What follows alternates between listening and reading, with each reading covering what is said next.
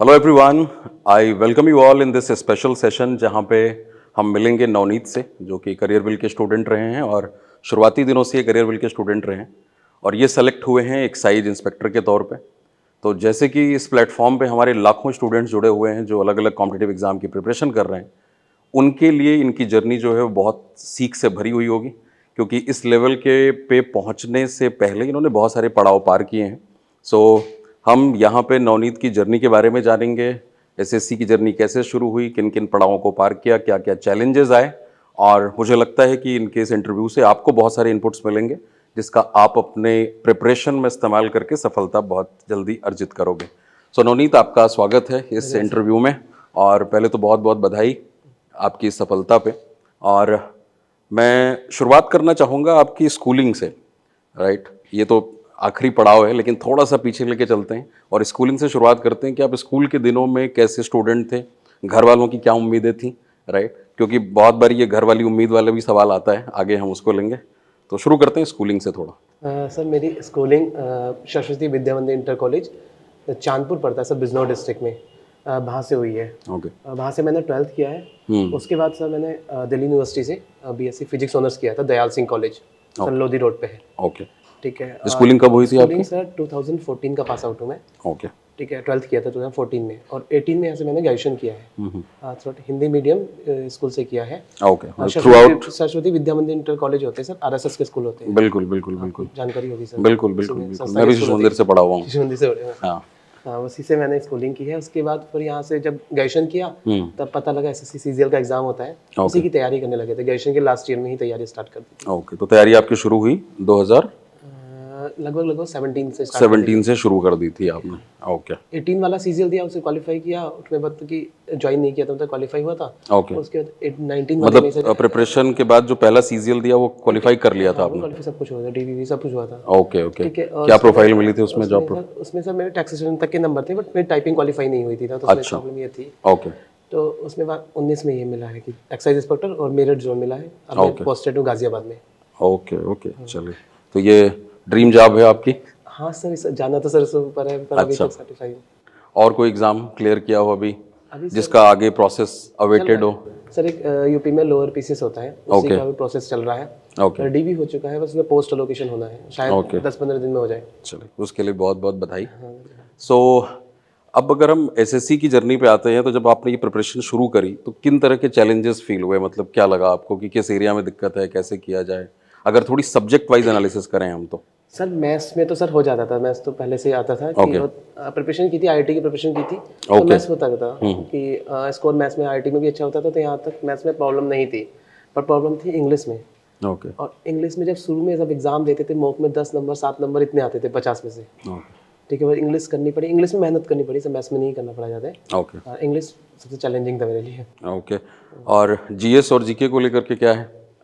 क्योंकि कल जब मैंने बात करी स्टूडेंट से भी कि भाई मैं इंटरव्यू करने वाला हूँ, कुछ सफल विद्यार्थियों से मुलाकात होगी कल, तो आपके क्या क्वेश्चंस हैं?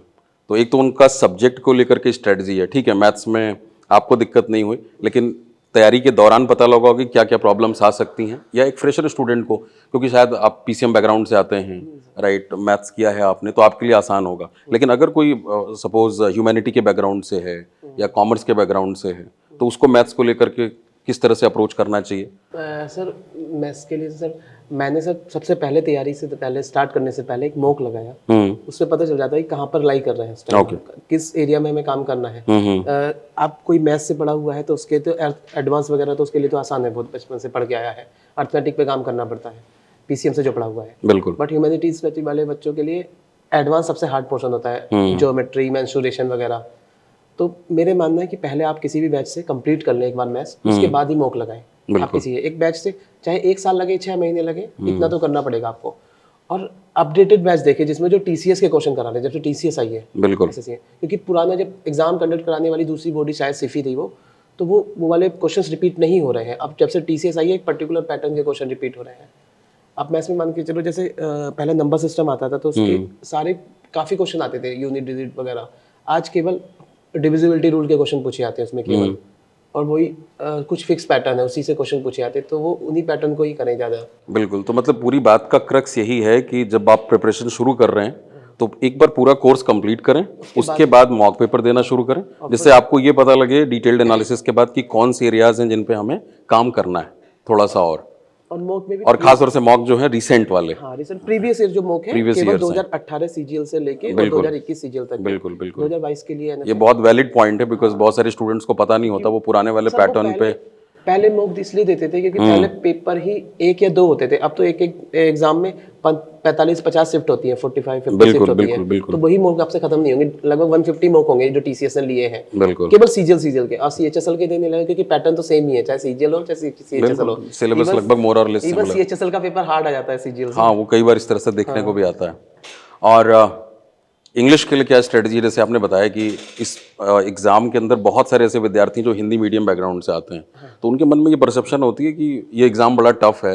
खैर अभी तो नए नोटिफिकेशन में पैटर्न थोड़ा चेंज है, पहले 200 क्वेश्चन आते थे, तो ये जर्नी कैसे शुरू हुई सर इंग्लिश के लिए? इंग्लिश सर जब ग्रामर पढ़ लेते हैं तो ग्रामर होने लग जाती है, बट हिंदी मीडियम के लिए सबसे चैलेंजिंग होता है सर कॉम्प्रिहेंशन प्लस वोकैब। बिल्कुल बिल्कुल बिल्कुल वही नहीं होता है सर कि कॉम्प्रिहेंशन पकड़ के पढ़ते हैं पर आउटपुट नहीं निकल पे आता है कि इस क्वेश्चन का आंसर क्या है, दोबारा पढ़ते रहते हैं। ठीक है, तो फिर एक बार ग्रामर तो आप कंप्लीट कर लेते हो, पर कॉम्प्रिहेंशन के लिए आपको कोई आप सब पढ़ाते हो, आपका बैच है सर, तो वो मुझे कंप्लीट करना पड़ा वोकैब प्लस कॉम्प्रिहेंशन का। ओके, ठीक है, जो करियर विल पे, हाँ वो आपका करियर विल से वाला बैच लिया था वोकैब प्लस कॉम्प्रिहेंशन वाला, क्योंकि उससे पहले भी मैं सीजीएल दिया था, उसमें मेरे 148 मार्क्स थे, इस बार मेरे 190 थे मेंस में। तो वो केवल यही था कि इस बार मेरे कॉम्प्रिहेंशन प्लस वोकैब बहुत कम गलत हुआ, कि मिनिमम 1-2 क्वेश्चन गलत हुए। बिल्कुल, कि जो वहाँ पर सारे कॉम्प्रिहेंशन के मतलब PQRS गलत हो जाते थे, पैसेज गलत हो जाते थे, और क्लॉज टेस्ट तो बहुत गलत हो जाते थे। अब एक बार वोकैब अच्छे थीम वोकैब रूट वर्ड से या एक बार थीम बेस से वोकैब कर लोगे तो आपका क्लोज टेस्ट खुद ऑटोमेटिकली ठीक हो जाते हैं। बिल्कुल, ठीक है। तो मतलब ये 2 एरिया इंप्रूव करके नंबर में काफी ड्रास्टिक चेंज आया, क्योंकि सर ग्रामर के नंबर तो पहले ही अच्छे आ जाए, एक बार ग्रामर पढ़ लेते हो तो उसमें एक बार फिर आने लगते हैं। इवन जो मेरा मतलब बाकी के एस्पिरेंट्स के साथ, सक्सेसफुल कैंडिडेट्स के साथ इंटरेक्शन हुआ है, उसमें यही निचोड़ निकल के आता है कि ग्रामर वाला पोर्शन तो मोर और लेस सभी लोग कवर कर लेते हैं और कोई ऐसा बहुत मुश्किल का क्वेश्चन तो नहीं आता GMAT लेवल का, लेकिन जो ये एरिया है ये डिसाइड करता है आपका सिलेक्शन। बिकॉज आप कभी टैक्स असिस्टेंट से सीधा अभी आप एक्साइज इंस्पेक्टर बन रहे हो, तो उसमें एक मेजर रोल किसका रहा? इंग्लिश का रहा है। तो ये स्टूडेंट को ये समझने की बात है कि आप किसी भी एरिया को नजरअंदाज ना करें।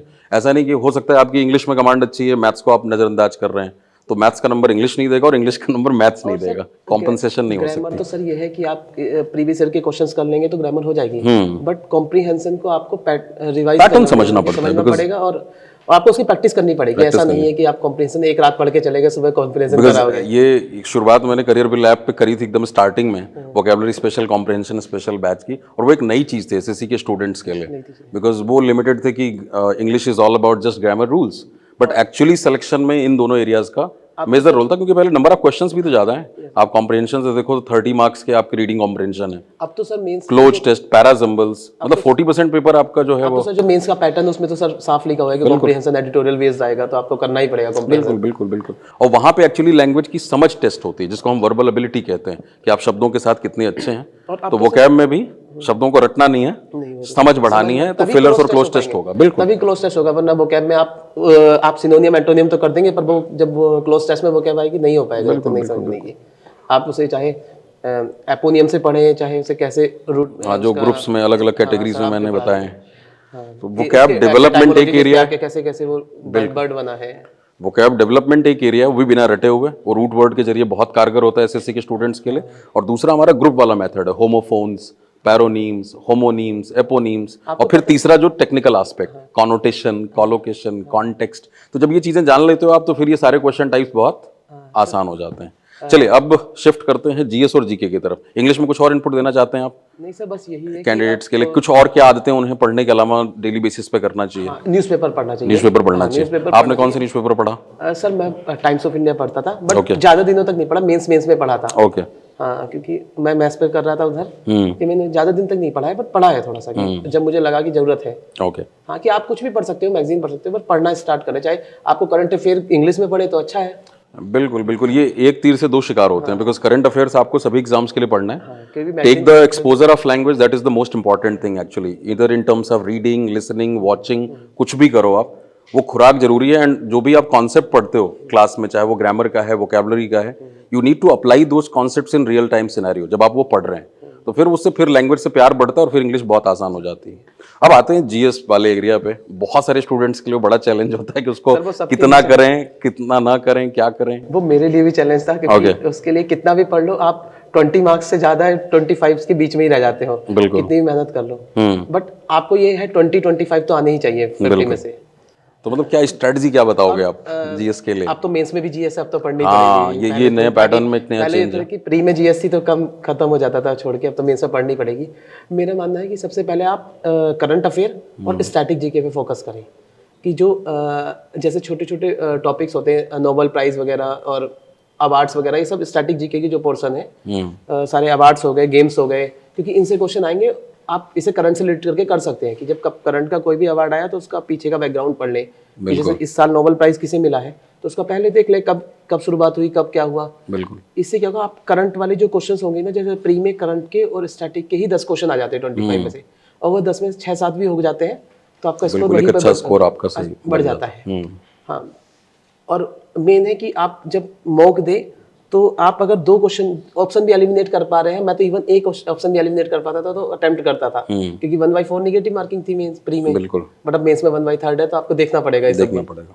उस एरिया को नजरअंदाज नहीं कर सकते हैं आप। बिल्कुल। हाँ, बट इतनी मेहनत भी नहीं करनी कि उसी पे लगे रहे, क्योंकि जीएस में एक बार पढ़ना स्टार्ट कर देते थे तो फिर वही पढ़ते रहते हैं। कई बार प्यार भी बढ़ जाता और है, वही बचपन के जो पुराने पाप हैं वो दूर हो रहे होते हैं, दूसरी चीजें छूट जाती आप हिस्ट्री ज्योग्राफी को एंजॉय भी करने लग जाते हैं। तो वही है कि कई बार तैयारी के दौरान ये फेज आता है, किसी एक सब्जेक्ट से हमारा प्यार बढ़ जाता है और हम उसमें डूब जाते हैं। तो वो समझना जरूरी है कि बैलेंसिंग अच्छी हो। है कि सर आप हिस्ट्री पढ़ रहे हो तो सर हिस्ट्री के 2 क्वेश्चन आने हैं और इतनी बड़ी हिस्ट्री है, आप उससे अच्छा तो दूसरी चीज करंट अफेयर पर फोकस कर लें। और आजकल सर कुछ तो पर्टिकुलर पैटर्न के ही क्वेश्चन आते हैं, जैसे डांस फॉर्म है, सीजन में डांस फॉर्म के 2 क्वेश्चन आएंगे ही आएंगे, तो उन्हीं को डांस फॉर्म को ही पढ़ ले, चाहे 4 दिन 10 दिन में डांस फॉर्म ही पढ़े। इंडिया की सारी जितनी भी है, फोक डांस है या फिर क्लासिकल डांस है, तो इन्हें देखना पड़ेगा। जैसे नेशनल पार्क है, ये सब देखना, ये बिल्कुल जैसे जो स्टैटिक जीके के पोर्शंस है हमारे, स्टैटिक जीके के हैं, आप किसी भी बुक में संस्थाएं हैं, अलग से दिखा होता है, उनके फुल फॉर्म्स और अगर कब स्थापित हुआ, ये सारी करंट अफेयर के टीचर से पढ़ते हो तो आप वो शाम को स्टैटिक वो देते हैं आप एक क्वेश्चन के पीछे कि इसका पोर्शन स्टैटिक का क्या है। बिल्कुल। तो वो जरूरी भी है सर। तो एक डिसिप्लिन जरूरी है जीएस और जीके के लिए, और खासतौर से करंट अफेयर्स, चाहे वो नेशनल इंपॉर्टेंस का है, इंटरनेशनल का है, पूरे दिन में जो हुआ वो रात में पढ़ के सोइए। We have lots of resources for that, resources की कोई कमी नहीं है, but we need to maintain that discipline. But sir मेरा मानना है करंट अफेयर रोज करके सोया करें। हाँ, आप सब वीकली भी करते हैं कुछ बच्चे, पर वीकली हो जाता है, मंथली नहीं होता सर। नहीं, मंथली नहीं होता। वही बात है कि आप एक महीने का खाना एक दिन में नहीं खा सकते। तो वही चीज है कि रोज वो थोड़ी थोड़ी खुराक सर, रोज का 15-20 मिनट में करंट अफेयर हो जाता है, 20 मिनट 1 घंटा भी लेना है सर उसमें पूरा जीएस के लिए, पर 1 घंटे से ज्यादा दिन में जीएस को नहीं देना है। और रीजनिंग चौथा हमारा स्तंभ। सर रीजनिंग के लिए तो कुछ नहीं पढ़ा था, बस केवल मॉक ही लगाए थे रीजनिंग के लिए। कुछ जैसे पर्टिकुलर टॉपिक्स है, जैसे कैलेंडर वगैरह है, ये एक बार देख लिए, कहीं यूट्यूब से देखे थे, और अब मैंने इसके लिए केवल मॉक लगाए थे रीजनिंग के लिए। और रीजनिंग मॉक से ही होती है कि आप कुछ करना भी नहीं होता है, प्रैक्टिस करके आपका हो जाता है। रीजनिंग के लिए मॉक से ही पूरा रीजनिंग कवर हो जाता है। ओके। बट हाँ, आपको एक बार इंग्लिश पढ़ना पड़ेगा और मैथ्स पढ़ना पड़ेगा, इन 2 के लिए तो प्रॉपर आपको बैच लेने ही पड़ेंगे आपको। क्योंकि अगर हाँ कोई पहले से ही पढ़ा हुआ तो बात अलग है, इन 2 को तो आपको करना पड़ेगा। एक बार गो थ्रू पूरे कंप्लीट सिलेबस के साथ होना पड़ता है। हाँ। रीजनिंग भी कई सारे लोगों के लिए बहुत नई चीज होती है। हाँ। तो डेफिनेटली जो फर्स्ट टाइम एस्पिरेंट है उनको तो पूरे प्रक्रिया के थ्रू गुजरना पड़ेगा, क्योंकि अब तो सर मेंस में भी रीजनिंग है सर, हमारे रीजनिंग टाइम में मेंस में अभी आपके हर एक एरिया में मतलब चारों सब्जेक्ट्स का वेटेज आपको साफ साफ नजर आ रहा है। मेंस में रीजनिंग नहीं थी तो सर हमारा तो काम चल जाता था सर, मैं केवल मॉक से। और एक बार जो मैथ्स जिसका अच्छा होता है उसकी रीजनिंग ऑटोमेटिकली अच्छी होती है, कनेक्शन होता है उसमें। आप ऐसा नहीं मिलेगा कि कोई मैथ्स उसका डन खत्म है और इंग्लिश अच्छी हो, वो सॉरी रीजनिंग अच्छी हो, ऐसा नहीं होगा। दोनों बराबर ही होते हैं जिसके। बिल्कुल। सो नवनीत, जो अगला क्वेश्चन है मेरा वो इससे जुड़ा हुआ है कि कल मैंने जब क्लास में पूछा भी कि मुलाकात होगी मेरी, तो एक सवाल ये था बच्चों का कि सर जो फैमिलियल प्रेशर होता है एस्पिरेंट्स के ऊपर जब आप प्रिपरेशन कर रहे हैं, तैयारी कर रहे हैं, तो उसको किस तरीके से हैंडल किया जाए, क्योंकि एक बड़ी समस्या है इसमें एक फाइन बैलेंस बनाना, वो कैसे करना चाहिए, आपको क्या लगता है, आपने कैसे किया वो? सर मेरे पे तो प्रेशर बहुत कम था। ओके। कि आप घर से पूछते भी नहीं थे कि क्या कर रहे हैं, बट हाँ जब एग्जाम निकलने स्टार्ट होते हैं तो वो भरोसा करते हैं कि आप और भी एग्जाम निकलेंगे। जैसे मेरा कोई छोटा एग्जाम निकला तो बोला कि इवन मैंने कांस्टेबल्स तक के एग्जाम दिए थे, तो वो निकले तो कि अब आगे तैयारी कर रहा हूँ, टाइम लगेगा अभी थोड़ा। उसके बाद लोको पायलट दिया, उसका हुआ तो फिर वो ज्वाइन नहीं किया। अच्छा, मुझे अब ये बताओ, अब आप बता रहे हो धीरे धीरे ये एक्साइज इंस्पेक्टर बनने से पहले कितनी ये सारी जॉब्स आपने छोड़ी हैं? सर काउंट बताओ टोटल। सबसे पहले कॉन्स्टेबल्स का दिया था सर, वो क्लियर हुआ। उसके बाद में एक XY ग्रुप का एग्जाम होता है, वो एग्जाम क्लियर हुआ था। ओके, ठीक है। और फिर 2 हो गए, लोको पायलट में हुआ है, 3, CHSL हुआ है, 4 और CGL में हुआ है। CGL में हुआ है, मतलब 5 नौकरियां। और CGL की ये दूसरी है, TA पहले हो चुका है। सर उसमें मतलब कि टाइपिंग क्वालिफाई टाइपिंग क्वालिफाई नहीं हो पाई थी, रिटर्न सब क्लियर हो गया था। चलो, तो उसमें मार्क्स भी कम थे सर, वो पहला अटेम्प्ट था CGL का। Okay okay. तो जब आप एक बार अटेम्प्ट दे लेते हो तो फिर आइडिया लगता है थोड़ा तो कई बारी कि सब कहाँ कुछ कराया था, डॉक्यूमेंट वेरिफिकेशन वगैरह तक पहुंचा था, पूरी प्रक्रिया के थ्रू गुजरे थे आप। हाँ, कि पता लग गया था कि अब ये होना है। तो आप मतलब कुछ सजेस्ट करोगे कि कैसे इसको हैंडल किया जाए? आप पे नहीं था, चलो अच्छी बात है, लेकिन किस तरह से हैंडल करना चाहिए? ऐसा प्रेशर घर वालों का कम होता है, पड़ोसियों का ज्यादा होता है। अच्छा। सर घर वाले नहीं पूछते ज्यादा था कि क्या चल रहा है, क्या नहीं चल रहा है। जब पड़ोसी घर वालों से पूछते हैं, वे घर वाले हमसे पूछते हैं हाँ, कि भाई क्या चल रहा है, क्या चल रहा है, क्या तुम्हारी कर तैयारी रहा 1 साल हो गए, कुछ कब रिजल्ट आएगा?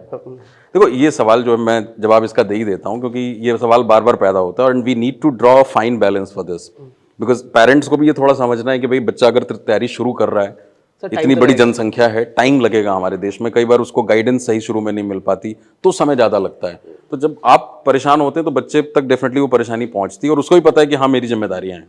और दूसरी बात, हमारे बच्चों को मतलब स्टूडेंट्स को भी ये बात समझनी है कि आपके पेरेंट्स सिर्फ इस चीज़ के लिए परेशान है कि भाई मेरे बाद इसका क्या होगा, और उनकी कोई चिंता नहीं होती मिडिल क्लास पेरेंट्स की। तो वो ये चाहते हैं कि भाई जल्दी से जल्दी इसको सफलता मिले, राइट? तो ये दोनों को ये बात समझनी पड़ेगी। जैसे नवनीत ने यहाँ बताया कि भाई जैसे ही एक जॉब इनकी क्लियर हुई तो उनको थोड़ा कॉन्फिडेंस आ गया। तो आप हमेशा ये ना कहते रहें कि नहीं नहीं सर, फैमिली का बड़ा प्रेशर है, लोग घर समझते नहीं, मम्मी पापा मैं काम तो कर रहा हूँ ये और वो। तो ये चीज़ से आपको समझना पड़ेगा कि आप कोई भी एक सफलता दिखाओ, एक सीढ़ी पे आपने कदम खा आपने, तो उन्हें ये समझ आ जाएगा हाँ ये सही दिशा में है। और फिर शायद आप कहें कि नहीं मुझे थोड़ा समय और दे दो, देखो ये नौकरी मैंने चाहे ग्रुप डी की ही क्लियर करी है, थोड़ा समय आप और दे दोगे तो मैं ग्रुप सी पे जा सकता हूँ, ग्रुप बी पे जा सकता हूँ, तो शायद वो समझें। तो आपको भी ये बात समझनी होगी कि भाई वो माता पिता के अंदर वो कॉन्फिडेंस इंस्टिल करने की जिम्मेदारी भी हमारी है इस बच्चे के तौर पे, और माता पिता को भी समझना है कि भाई उसको थोड़ा टाइम लगेगा। तो जब ये फाइन बैलेंस होता है तो फिर चीज़ें बड़े आसानी से होती हैं, और फिर इस तरह की खुशियाँ आती हैं जैसे नवनीत के घर में आई हैं। तो मुझे लगता है कि कुछ और आप अगर कहना चाहें नवनीत। तैयारी करने वाले बच्चे को पता लग जाता है कि मेरा सिलेक्शन होना है नहीं होना, उसे सबसे पहले पता लगता है। बिल्कुल, ये बहुत ईमानदारी वाली बात है। उसे सबसे पहले पता लग जाता है कि मेरा सिलेक्शन इतने टाइम में होगा। हर बंदे को पता होता है कि मेरा हाँ होगा नहीं होगा, और पहले ही पता लग रहा है कि नहीं होगा तो फिर नहीं होगा। अगर आपको उसी बंदे को सबसे पहले पता होता है कि मैं कहाँ पर लाई कर रहा हूँ और कितना टाइम मुझे लगेगा बिल्कुल सिलेक्शन में।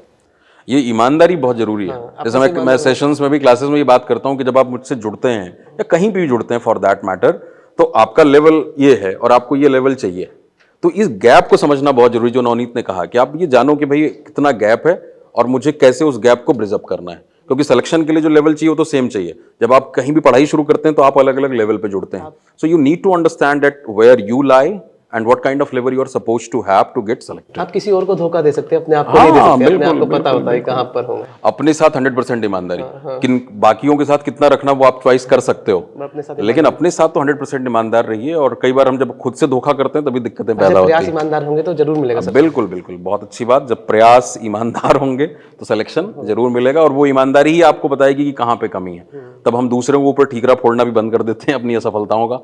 पता होता है कि जो भी रिजल्ट है वो हमारे कर्मों का ही रिजल्ट है। तो चलिए, on this positive note let's wrap up this interview. बहुत अच्छा लगा नवनीत आपसे मिलके, और आपके उज्जवल भविष्य के लिए बहुत बहुत शुभकामनाएं। और मैं ये उम्मीद करता हूँ कि ये इंटरव्यू हमारे जो लाखों एस्पिरेंट्स हैं उनके लिए भी एक सबक बनेगी, सीख बनेगी। धन्यवाद, थैंक यू वेरी मच।